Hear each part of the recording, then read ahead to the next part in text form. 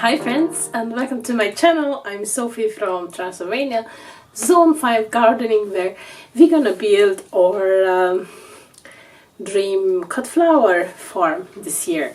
So this is a very exciting episode for me to film because my professional seeds that I ordered from Holland arrived a week ago, and I already started some of them, and I really want to share what I ordered. It is not such a big order, I guess, but I feel it's like the backbone of my flower farming journey. Up until now, I always bought my seed packets mostly in a grocery store or online, these very fancy colorful seed packets, and with some of the companies I had luck and some of them not. So I decided this year, because I really want to start doing things more professionally, I'm gonna opt for something like this. So I spent like €260 for this little package of seeds, and I must tell you, for me that was a little bit frightening and ridiculous. Almost 1/3 of the price went for taxes, handling, and transportation. So that's insane, and thank you so much for those knitting friends, mostly from the knitting community, but also from other friends who donated on my For Found page. You guys, you made this possible. So I do have my professional seeds now, and I can really start my flower farm with this. I really focused on choosing varieties that first of all dry well, so because I'm still in search of florists who would buy my product. I already talked with a few of them, and of course they are interested, but they're gonna wait. Of course, since I don't have yet any product to sell, I don't know how this is gonna go exactly. So that's why I choose things that dry well, so that I can myself sell later, and also myself use it for wreaths, workshops, and things like this. I also tried to choose varieties that somehow are a little bit more unusual, versatile, you can use in many ways, and also just a little bit out of ordinary. So, and the other thing I want to mention about professional seeds, which I really much like, first of all, you need to buy like really big quantities from some of them. For example, I have here some everlasting mixture, which is like 25 grams. So this is insane amount of seeds, which I'm not going to be able to use all of them this year, but that's fine because I will have for the next 2 years. Hopefully the germination will still be okay until then. Yeah, or yeah, for example, Lunaria Anno, I have also again 25 grams, so big quantities. Other seeds I only have 100 of them, but yeah, you could always buy more, and the more you buy, it cheaper it gets. So from everything I choose the minimum requested amount for buying. And also one thing that I still need to mention, which I was not expecting, but I'm so happy that this is this way, is they do when they send out the seeds, they do probably a test. I mean, I guess not long before they are sending it out, and they do a germination test.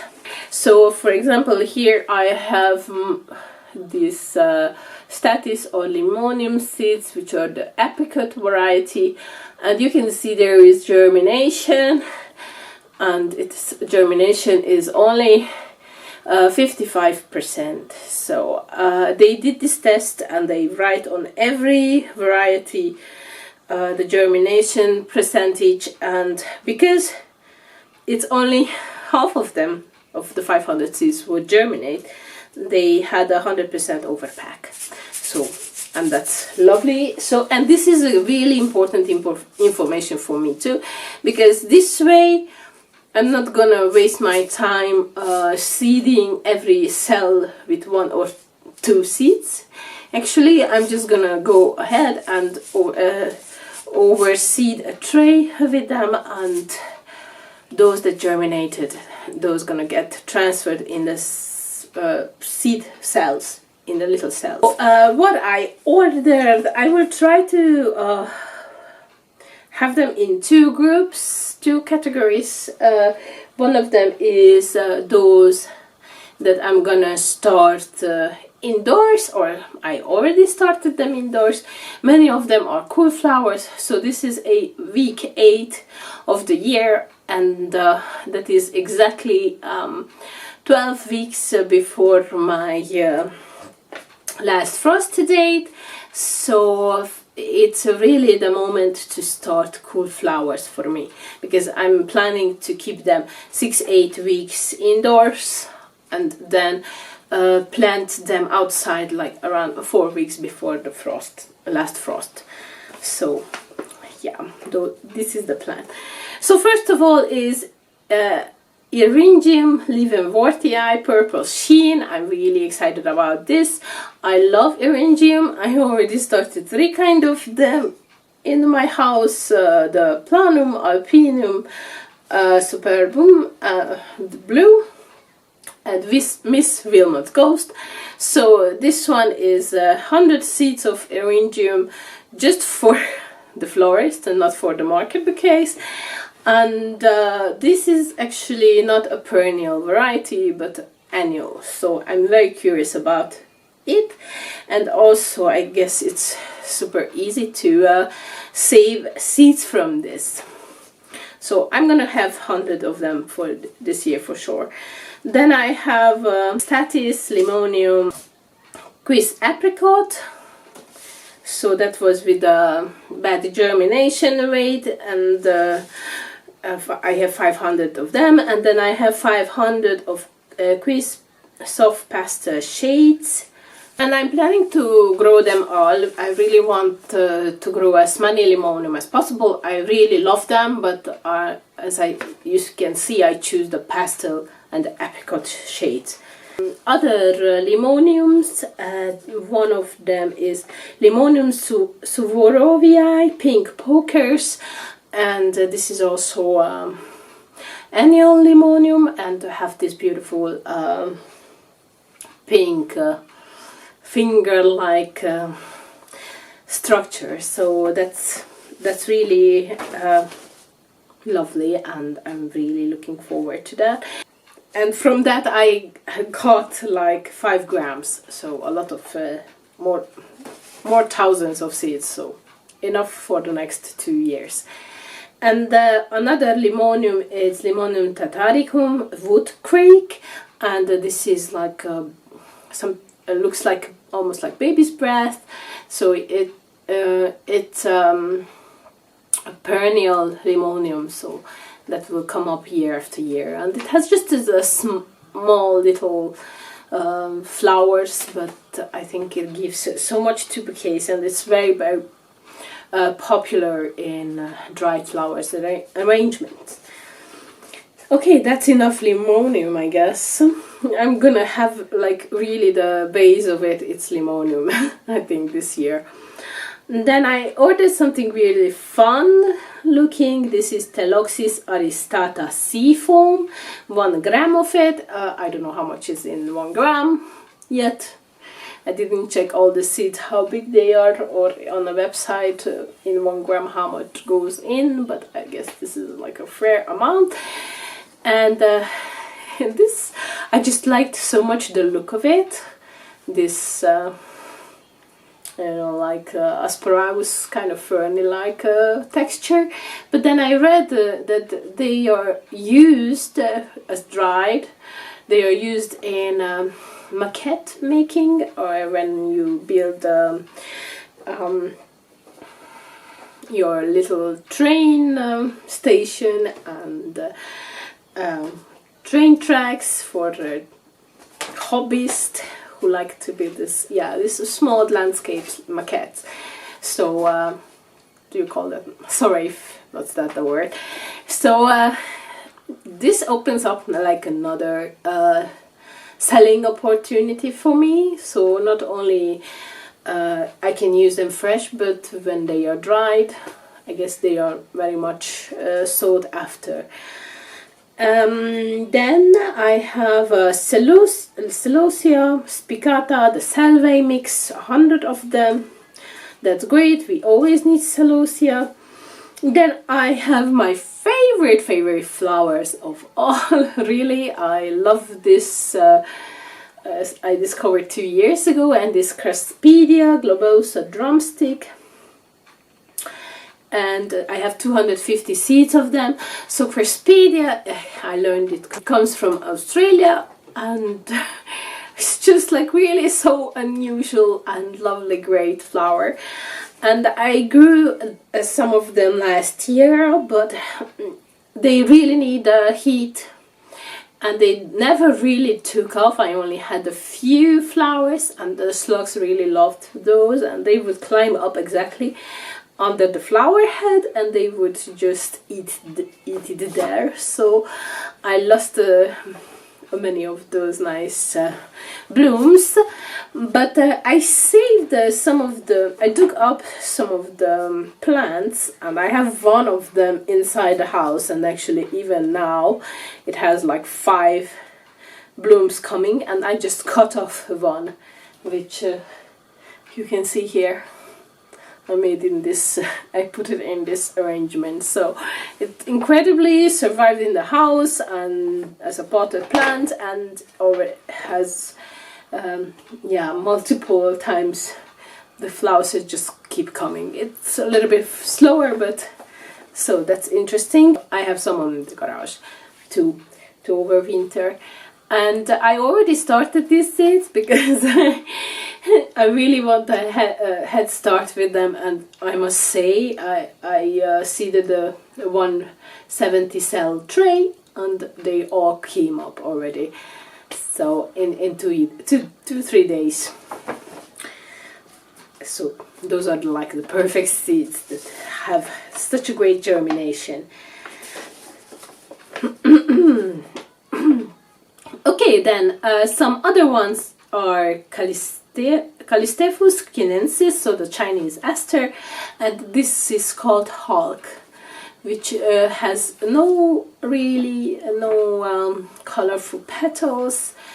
They are insignificant, but those I don't know, it's called brackets of the flower. So those green things are just huge, and they look like more than a green flower than a white one. So 250 of them. I think I'm gonna at least grow half of them of everything. If not, I try to grow the 200. Then I have 100 seeds of Tweedia oxypetalum, Tweedia caerulea, heavenly blue. And if this flower is this blue, then it's like, wow, heaven. I mean, blue is my favorite color, and having this really striking, really lovely sky baby blue, whatever, in a bouquet, or to try to sell them, I think it's great. I also hope that most of these flowers will survive shipping. Like if I cut them and condition them, and in the afternoon send them with a carrier, they will arrive next day to their destination. So I still have to do my research on some of them, like Tweedia, or how much they can handle shipping, but I really saw in other websites where they're selling flowers for brides that there are some that are listed which can be shipped much easily, so, and shipped dry. So that's something that I was looking forward in my choices. And then I have 100 seeds of eucalyptus pulverenta baby blue spiral, and I already started those. I'm a little bit afraid that it's a little bit late for them. I hope next year I will be smarter and make my order a little bit earlier.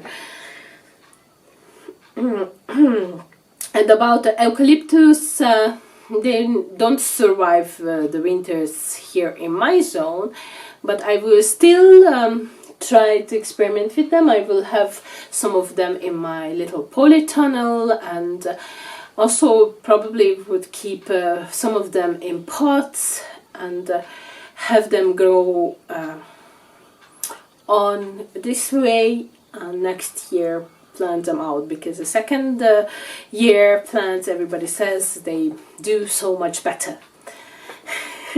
Yeah. And by the way, I think I could actually sell eucalyptus in a pot, just in a pot, because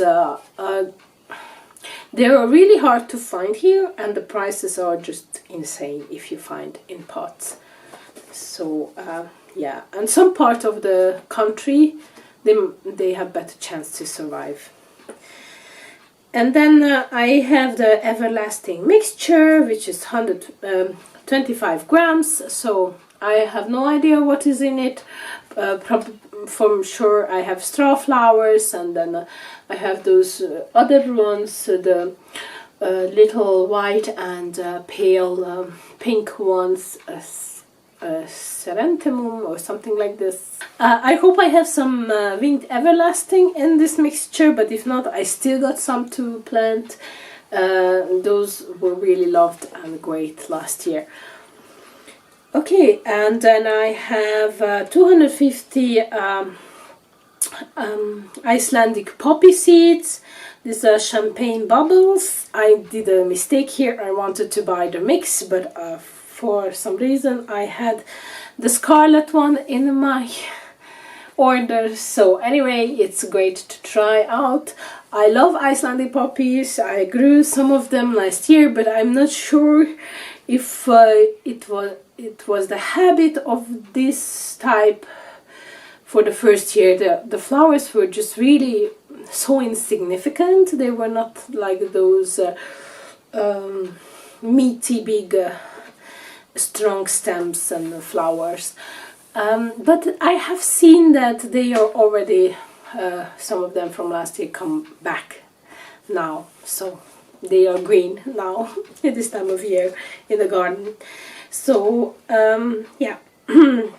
And then I have 250 pelleted seeds from one of the other favorites of mine, which is Trachelium caerulum Black Knight. And I grew last year White Knight and Black Knight, and the white was nothing so special, I think, but the Black Knight is like so incredibly dark purple, like so vibrant and so nice lacy texture. Really loved it. And those I tried to overwinter as well, and they lived, but somehow some mice or something just really ate the base of it. So I didn't overwinter them in outside, but in a tunnel. So yeah. So these are the seeds that I need to start, like almost like right away. Like really, most of them I just need to start this month in the house. And then I have a lot of ornamental grasses and other seeds that I'm just gonna start directly outside. those that will grow directly outside are the Lagurus ovatus, this bunny tail grass. I really love to these. Okay, maybe one tray I will start inside. And I had no idea these are so hard. I saw one video on YouTube about somebody talking about their hardness, but I only just discovered now that those plants that I had in the garden, like I don't know, in September, August, I planted them out. They just totally overwintered. Like, they never produce because a cow eats them down, but the base of the plants is still green, so they overwintered, like minus 15-17 degrees that we had. Then I have Lunaria annua, which is a biennial plant, and I have 25 grams of this, so those great. I love this. I planted them last year the first time, and I had to order now again seeds because they are biennials, so I really want this year to make a whole bed of them to have more for next year's. And then I have 50 grams of Phalaris canariensis, this mix for birds. Actually, it's in all the bird mixes, but I had no idea that it's so decorative and so cute, this grass. And it's often used dyed and things like that, so you can find them everywhere, so it's great to grow it myself. Then I have 10 grams of Didiscus caeruleus lace mixture, and I'm really looking forward to it because, as I said, blue is my favorite flower, and this is like amazing nice blue color. Then I have Cosmos double click mixture, so it's a mix 250 seeds, and I like to grow Cosmos directly outside. I don't see the need to start them inside. Usually those two successions for me, they just become one, so I don't see any use of taking place inside. And I really love to use the greens of Cosmos, and I'm also curious about this double click. They say those are the best for cutting, and I hope they last longer. Many people, I grew last year Kiero, and people didn't like them because they know that this type of flowers, they don't have a nice vase life, but they just, I guess they don't know that if you have multiple flowers on one, it's okay that one dies and the other ones open. So in that way extend your vase life. And yeah, sometimes it's not about the vase life, I mean, at least for me. Then I have 250 Helianthus annus, which is like a sunflower seeds summertime mixture F1. So yeah, sunflowers, yeah, I'm just gonna go and direct seed every 2 weeks, and I have my some seeds that I saved myself and some other seeds, and I'm gonna just mix them all and yeah, try to have as many successions as I can. Then I have 1000 sorghum seeds, Sorghum nigricans Milan red, and I choose the red because I already have the black, and these are shiny seeds on in a cluster. They look really decorative, and I think they would be great in wreaths and yeah, everything. Then I have 25 grams of Lonas annua inodora. So I'm curious about this because I am using that hand seed that grows like a wild around here, and people really loved them in bouquets. Some people just wanted to buy them by themselves, and I was like really confused, like what price I should make with them, because they just everywhere in the wild around me. But they don't flower, the tansy did not flower for a long period, so it was like a short window until I could have them. And this is something very similar, the Lonas annua, and yeah, I'm just hoping that I can do successions with this. Then I have 1000 Panicum virgatum fontaine, and this is like such a classic, such a good looking grass that you can elevate every bouquet and you can dry and all these advantages. And I also have 100 grams, 100 gram, wow, a lot, 100 gram of Setaria italica red jewel, and I'm really looking forward to this one too. I mean, if the color is gonna be like this, yeah, 100 gram. It's really easy to direct seed this one. Germination 97%. So I guess we're gonna have a lot of Setaria this year, but also next year. So thank you so much for listening about my excited rambling about my professional seeds. I'm so happy that I was able to purchase them. Again, thank you so much for those who helped with it. And if you want to help, you can still do. I still haven't ordered my my dahlia tubers. I do have a few from last year, but I really wanted this year to order more dahlia tubers. So any help is greatly appreciated, and I hope you find something in my ramblings that inspires you and that you can learn with me, and yeah, just come along with me on my journey of building a successful flower farm. See you again next week. Bye.